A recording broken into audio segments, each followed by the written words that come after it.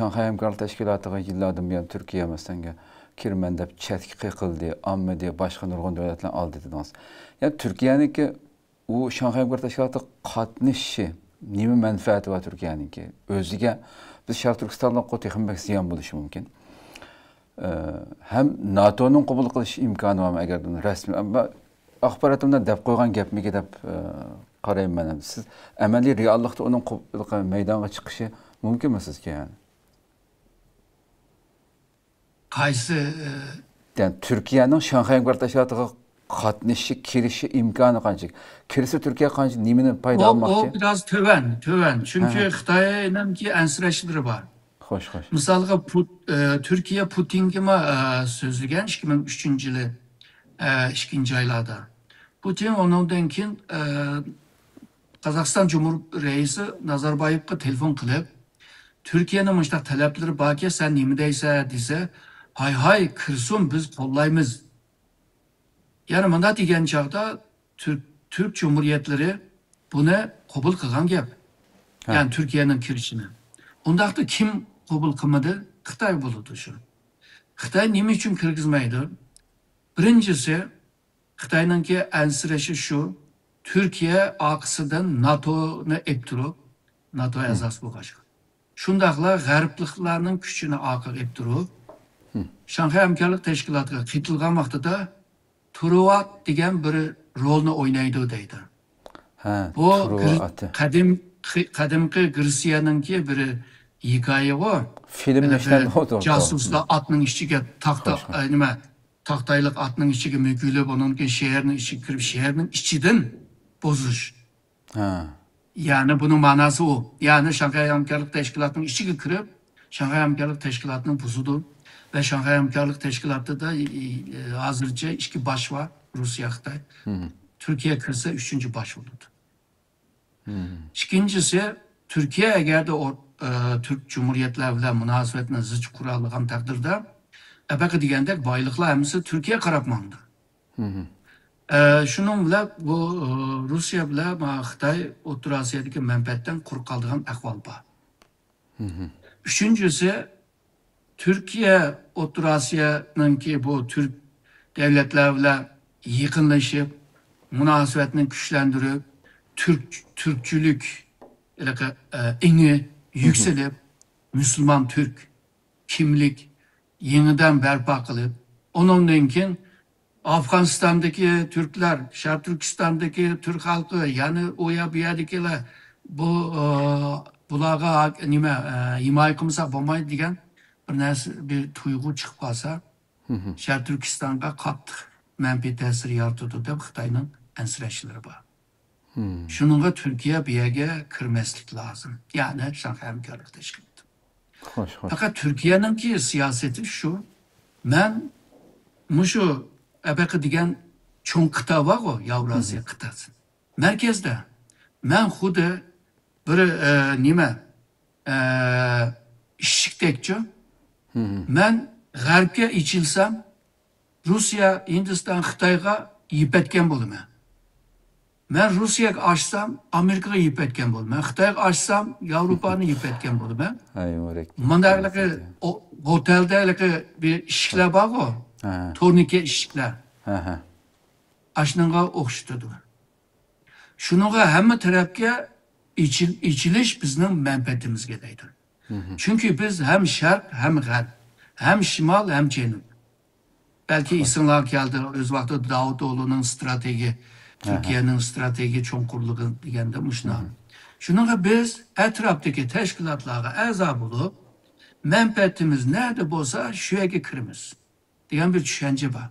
Şanghay Hamkorlik Teşkilatı kirişinin sebebi bu.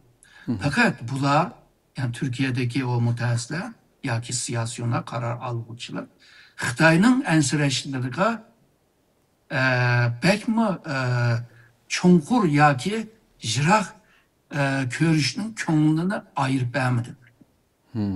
Xitay ensiraydi, tamam. Ama o kadar emas. Biz miyada Xitayga karşı Uygurlarını hareketke sağmısaqla Xitay hoş buldu deb düşündü. Onda addi bo'lmaydi hamdi. Xitay o bilidi Türkiye'de Uygurlarını kollaydigan, bir cemiyet var. Xoş. Onun sanını ben bilmeyim. Karşı çıkanlama var. Ama Xitay bunu bilirdi.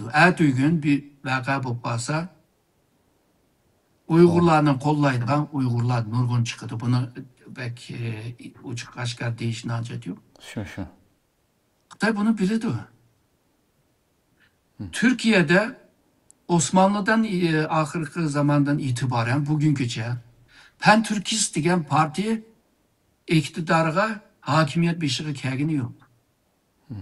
Sep başkaları bile hemkarlık kılıp aran kilerligen var. Hem de Pan-Türkist degen partiyma nime Türkiye'nin ki menfaatine oylaydıgan Xoş. bir parti. Hem de nime demekçi Xitay'daydı, Türkiye'nin hemmisi Pan-Türkist'teydi. Şu. Erdoğan Pan-Türkist'nin beşideydi. Pan-İslamist'nin beşideydi. Şununla bu kıl düşünce, bu kıl cemiyet kurulması bizge ziyan berdi. O yağandın Uygurlar Xitayını bölmeydi o. Tek bir Xitayını kollayımız, Xitay zeminini qoğdayımız, bütünlüğünü qoğdayımız, nime qoğdayımız emas da ziyan vermeyimiz. Degen bile Xitay onunla pek işinip ketmeydi. Kaçan işineleydi o degende bütün Şarkı Türkistan teşkilatlarının, dernekini, vakıfını, şu hıl kuruluşlar var, o hemmini yiyip etse, şu dava kılvatkan Uygur'un hemmisini türmeye taşılsa, belki Xitay biraz işin. Ama Türkiye kılalamdı buna hakimiyet. Bunu mu kılamaydı? Şu. Hazır, en az da hazır ahvalda. Şununla Xitay Türkiye'ye pek işin ketmeydi. Onundan başka misalga Türkiye Osmanlı'nın ahır vaxtlarda 200 yıldan beri Garp bile bir ilişip kirişip bazen uruşup bazen suyuş başına kıldı. Ve Türkiye'de misalga bir nesinin ki ölçümü var o standart deyimiz. Onu Garp devletlerle siliştirdi. Misalga Avrupa'da bundan nesi yok. Neymiş ki biz kılımız? Diyendekçe. Bir nesi olsa biz Afrika devleti mi? Depçe. Hatta Türkiye'nin ki futbol takımı Asya'daki takımlarla oynamaydı. Avrupa'nın ki bile oynaydı. Xoş. Yani Türkiye NATO azası. Avrupa Birliği'nin ki namzat devleti. Sen bunda tutsan senin kimliğin bu olsa ben Xitay kanda işinmen sana. Şununla Xitay Türkiye'ye boğan işencilik bek aciz bunu nereden köreleyimiz degende iki tarafının ki emeldarlar birbirisiyle köreşken vaxtıda birinci deydiğen gap ya ki bu körüşüş tügenden keyin matbuatları ilan kıldığan notuklarını birinci şartta manda bir nesini görürüz. Siyasi işencilikni güçlendireyliği. Yani işenmekse degen gibi.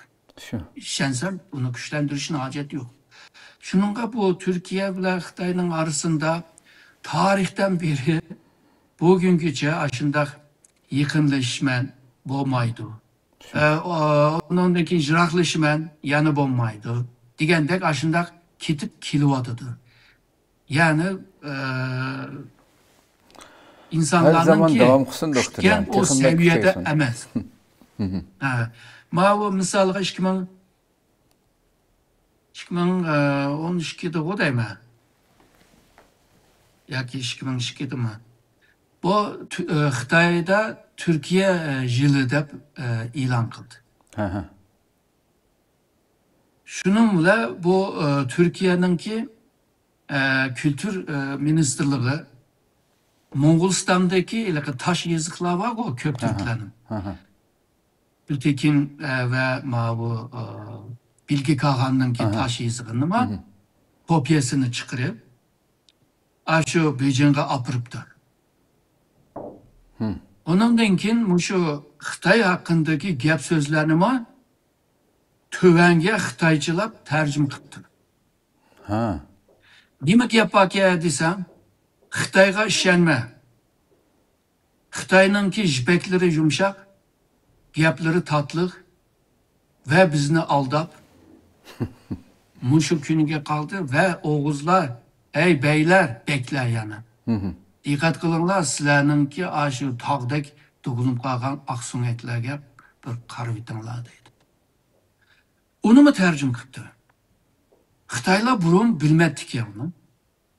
Şununla karab, vay bu Türkler, o kök Türkler bizni tıllap yizipti o, bizni pes körüptü o, bizni eski adam dep körüptü o. De, Xitay'ın sosyal medyasında 1-2 yıl talaşlar çıkıldı. Muşu yapını.